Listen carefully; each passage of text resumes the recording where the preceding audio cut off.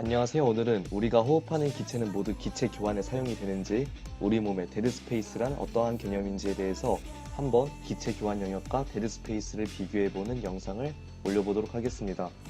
그렇다면 우리가 마신 공기는 모두 기체 교환에 사용될까요?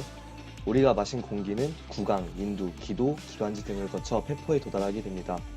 그리고 모두가 아는 것처럼 기도와 같은 곳에서는 기체 교환이 발생하지 않습니다.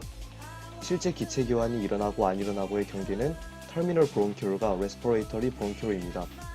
터미널 브론큐얼까지는 기체 교환이 일어나지 않기 때문에 데드 스페이스, 직역하자면 죽은 공간으로 불립니다. 레스피레이터리 브론큐얼부터는 실제 기체 교환이 일어나 산소 공급 및 생존에 중요한 기능을 합니다. 이러한 데드 스페이스의 부피를 계산하기 위해서 우리는 먼저 타이덜 볼륨이 뭔지 알아야 합니다. 이것은 평소 우리가 호흡하는 공기의 부피를 의미합니다. 이 타이덜 볼륨, 즉 우리가 호흡하는 공기는 기체 교환이 발생하지 않는 데드 스페이스와 실제 기체 교환이 일어나는 레스피레이터리 브론큐얼 이후의 공간으로 나누어져 들어가게 됩니다. 평소 호흡하는 공기 양을 VT, 데드 스페이스의 부피를 VD, 실제 기체 교환이 발생하는 부피를 VA라 한다면 아래와 같은 수식이 얻어지고 앞서 말했듯이 VT, 즉 타이덜 볼륨은 쉽게 측정이 가능합니다. 우리가 마신 이산화탄소는 어딘가로 사라지지 않기 때문에 두 공간으로 나누어져 들어가집니다. 실제 기체 교환이 일어나는 공간에서의 몰농도를 FaCO2라고 놓는다면 기체 교환이 일어나는 공간에서의 CO2의 몰수는 아래 식과 같이 계산됩니다.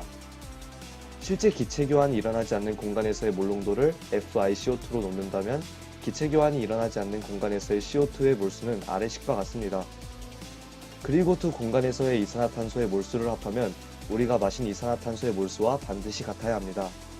공기 중 이산화탄소의 농도를 FeCO2라고 한다면 VT, 즉 타이덜 볼륨, FeCO2의 곱이 우리가 마신 총 이산화탄소의 몰수가 되는 것입니다. 중요한 사실은 기체 교환이 발생하지 않는 공간, 즉 데드 스페이스에서는 Fe, Fi의 값, 즉 몰농도의 값이 같다는 것입니다. 기체 교환이 일어나지 않았기 때문입니다. 이를 활용해 식을 최종적으로 정리해보면 데드 스페이스의 부피를 우리가 알고 있는 값들로만 표현할 수 있습니다. FA의 경우 Ventilation Perfusion Ratio 등 우리가 추가로 고려해야 할 사항들이 있지만 복잡한 내용을 빼놓고 정상적으로 호흡한다면 폐포 안에서의 이산화탄소 농도도 어느 정도 정해져 있다고 생각할 수 있습니다.